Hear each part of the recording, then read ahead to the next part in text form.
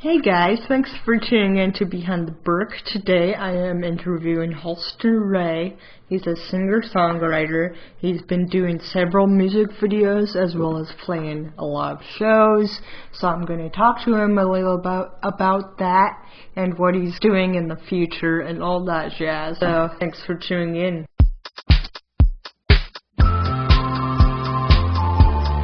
Behind the Birk.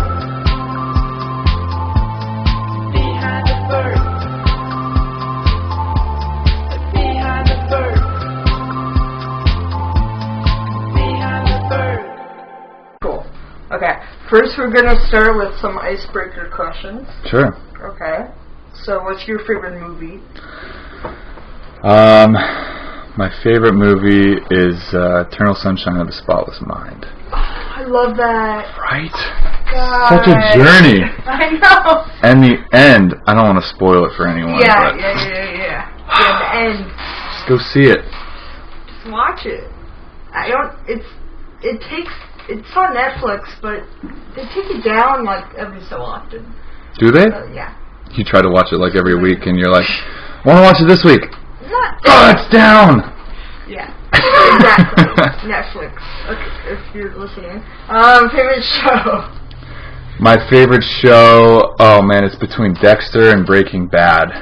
Those are the two shows that I've watched all the way through twice.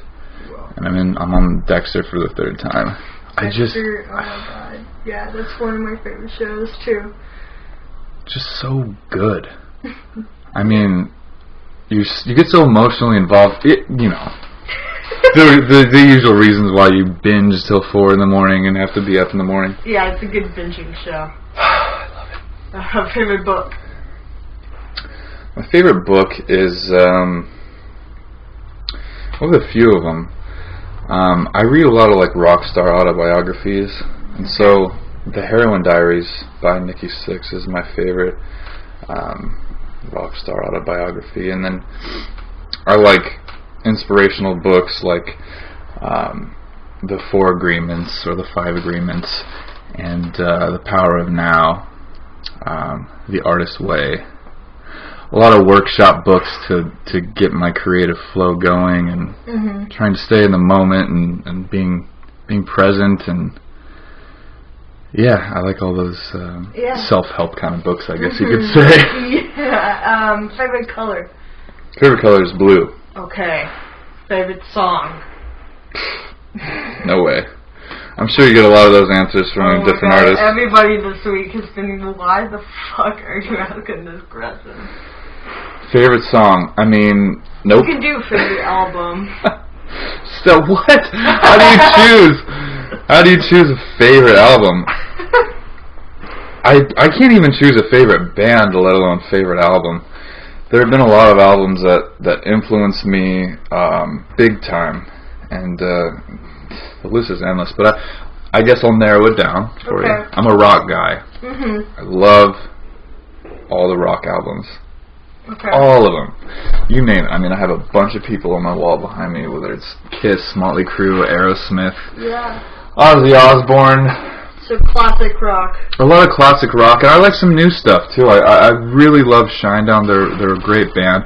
Papa Roach has been an influence on me, big time. Just those bands, you can just feel them writing from the heart.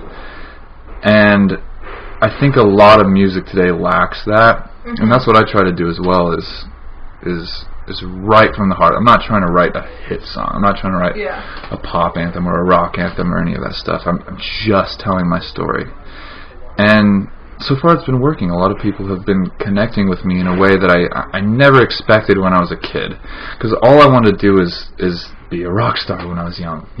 Kid, I just wanted to be on stage. I wanted to be Steven Tyler. I wanted to be Vince Neil, and that has changed as I get older and I study the business and I study my voice and the way I write, and I have no desire to be a star or some sort of celebrity or any of that stuff. I just want to entertain and inspire and write from the heart and connect with people, because that's way more valuable than to me, than mainstream. Yeah. Like absolutely. labels and mainstream success like that. It would be great, but Yeah. I would appreciate the time in the sun, but I'd probably end up pulling back a little bit. So. Yeah. Okay. Favorite place in LA? My apartment. It's like my favorite place. It's a pretty cool apartment. I spend most of my time here. Yeah. Recording music, playing music, practicing. I like going to, when I do go out, I like going to watch UFC fights at the bars, and Okay. yeah, so I do that a lot. It's my one thing that I'm obsessed with that doesn't really involve music, is UFC fights and MMA, and Nice. yeah, I'm super emotionally invested into all those fighter stories. And So, how did you decide on this career, or how did you get started first? I guess just basically looking up to the rock stars that I was listening to and their stories. One of the first bands that I got obsessed with was, I guess there was two of them, Motley Crue and I guess Green Day at the same time, because I was really young when Green Day came out with American Idiot. I was like 12 or 13, and it was all over. I mean, you couldn't escape that album. So being a rock fan, I really look up to those guys, and Motley Crue has had a crazy story, and The Dirt, and which is their autobiography book. And I was reading that. Probably shouldn't be reading that book when I was a kid, but I did, and then ever since then I was like, I want to be a rock star. I want to be a musician. Like I said, it's changed a little bit now. Yeah. Not so much rock star. I'm not searching to be a rock star. I just want to be a successful musician in the industry. But those were your musical inspirations, Motley Crue. Yeah, it got me to start playing music and wanting to be in rock bands and playing guitar and eventually going into singing and stuff like that. Okay. Tell me about these music videos you have been working on. Well, it's an interesting story why I started doing those. I was always in bands, but as soon as I moved here to LA about a year and a half ago, I was no longer in bands anymore. And I was learning how to become a music producer, and I was studying really hard every day. I have a stack of books about Pro Tools, which is the recording software program, and I was learning how proper mic techniques and mixing techniques and all these different recording techniques, and I needed to start recording songs. So what I started doing on my own was just doing cover songs and putting those out on YouTube and making funny videos about the songs, because I don't take myself very seriously when it comes to cover songs.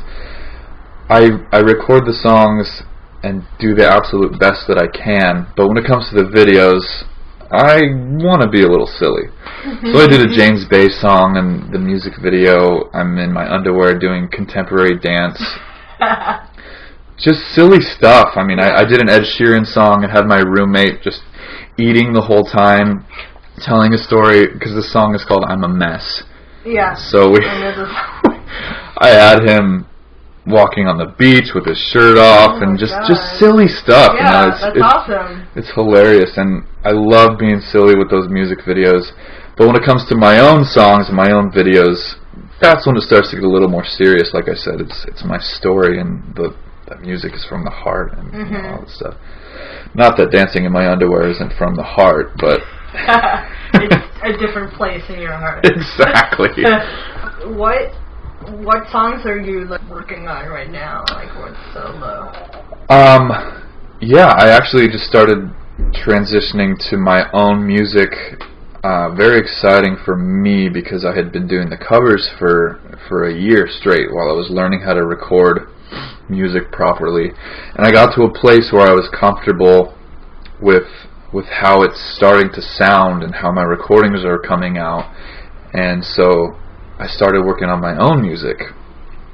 and setting up shows and playing out and stuff like that, because I took a long break from doing all that stuff and just focused on learning how to record. So what I'm working on now is a song called Someone Who Loves, and the music is all done, the recording is done. I got it mastered by a fantastic guy named Andy Wilson, and I am the music video is being made as we speak by Taylor Hodder from Pearl and Ash Photography. I'm sure you know her. Yeah. Everyone knows her. I've known her. Yeah. She's fantastic, and we shot the entire video in one day, and I couldn't be more excited about it. It's my first single as a solo artist. It's my first music video as a solo artist that isn't a silly cover song, you know what I mean?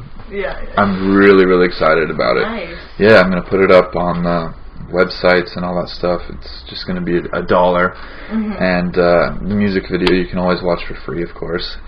I'm so excited about it. I mean, it's a big deal for me. I've been in bands and stuff for a long time, and we put out music, but there's something about just writing a song by yourself and recording it by yourself and collaborating.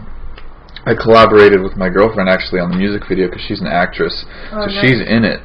The story is about us two and her helping me through this depression, and I think that it's going to be a really powerful video, and it's my story. So that's amazing. Yeah, I'm so excited about it. I get to work with my girlfriend. Like, yeah, that's so fun. Awesome. I keep a tight circle, so yeah, I guess you do. Where have you played recently that has been your favorite venue? I just played back home in Oregon, and it was I keep saying my first solo artist, blah blah blah. It was my first sold out show as a solo artist, headlining show, and I was just blown away by the support. The videos, the silly cover videos that I was releasing and putting on YouTube really started to grow my name and stuff, and so I was able to set up a solo show back home, and at Pressed Coffee and Wine Bar. They treat me so good, and Dylan Dunlap, who's a local artist, he actually played with me at that show. Him and Taylor drove up to Oregon from LA. They drive all over the place. I know, it's crazy. They drove all the way up there just for the night. They played the show, and then drove back down because he had another show here in LA. Night? He slept for 3 hours, and then after playing a show, and you're up late when you play a show. You're out late. You're socializing with people. You're taking pictures and signing stuff, whatever.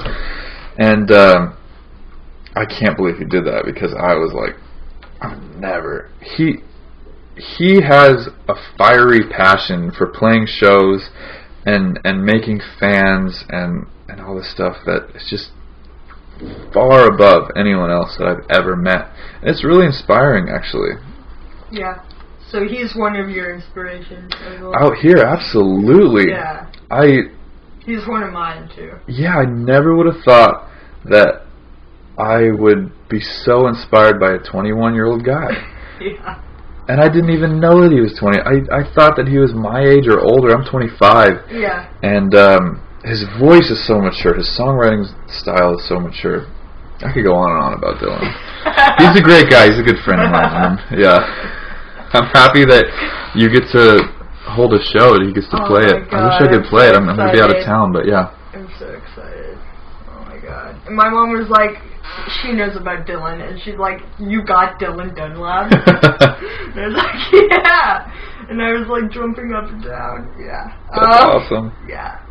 Where do you see yourself in a year? In a year, I'm going to be playing shows. I'm going to be putting out more songs, my own songs, maybe throwing a couple covers here and there, but that's what I'm going to be doing. I'm just going to be continuing to grow myself as a producer. I'm going to record other artists, get them in here, grow my recording studio, and eventually move out of my room and into an actual area.